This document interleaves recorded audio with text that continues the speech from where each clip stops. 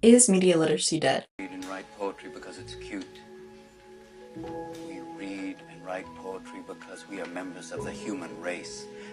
My name is Cora, and welcome to Sundial Chats, basically a series where I, an author and an academic weapon, if I do say so myself, talk about literature from both a creator and a consumer's point of view. To start off, let's define what media literacy is. From readingpartners.org, the definition of media literacy is, quote, a set of skills that help people, not just youth, analyze the content of media messages that they receive and send, end quote. Which primarily means reading between the lines, seeing past what is presented, and the underlining meaning of the story. All right? And this type of analysis can be used to dissect and understand all kinds of media, not just books. This type of so comes from asking the question, why? Why did the illustrator choose to make the dress blue? Why did the director want to focus on the particular person? Why did the author mention those people in that order? A lot of the time, I get asked, why can't the author or illustrator or filmmaker or whoever just tell us? By doing that, if the creative just told us what they want us to know, the consumer loses what it means to be a consumer of the creative arts. Asking ourselves these questions keeps us engaged in the content. I mean, look at all the presumably dead fandoms that are still kicking.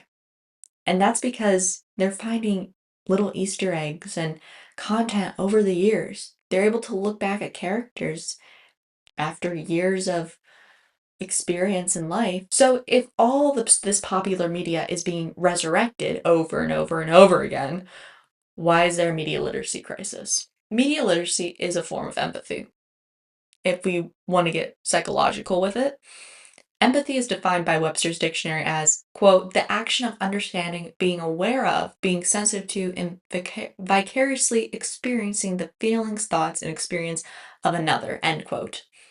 So if media literacy is kind of like empathy, just in a different form, and does that mean that we're in an empathy crisis? Yes. That's what it boils down to psychologically. What's going on in our brains? We're in an empathy crisis. Where has the empathetic mindset gone? I have a theory.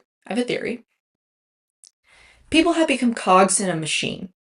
Don't worry, I'm not going to go all Johnny Silverhand on you. Saw them transform Night City into a machine fueled by people's crushed spirits, broken dreams, and emptied pockets. We are aware of it. And we don't care because there is no hope as to what we can do about it. The American Psychological Association has noted, quote, we have found that college students, American college students, self-reported that they are becoming lower in empathy over time, end quote. And worse, they have no hope, right? Hope for their future. There is all this negativity, all this soul-sucking pressure about the future the younger generations are going to inherit, and it feels like they can't do anything about it. The pressure of passing, of doing just enough to get by. That's the name of the game now, right? Prices are rising, pressure's on. No wonder there's a lack of empathy.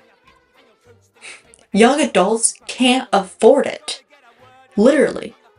They can't afford time and they can't afford other people. Like, they can't. Time is money.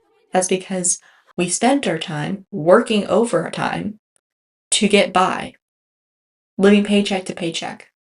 So it does not surprise me that empathy is low. We can't afford it. So when AI can write an analysis on Unbroken or Pride and Prejudice or The Death of a Salesman, just good enough to get you that passing grade, why wouldn't you? We just established time is money. Why break your back for a system that is going to grind you up and spit you out anyways? Spit you out with maybe riches and glory, but it could also spit you out with embarrassment, shame, and a hard-learned lesson.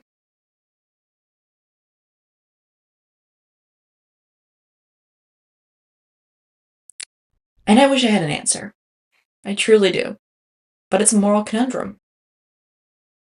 And the answer to it defines who you are as a person, how you view humanity, and what you deem worthy of your time. Thank you for watching. Stay safe.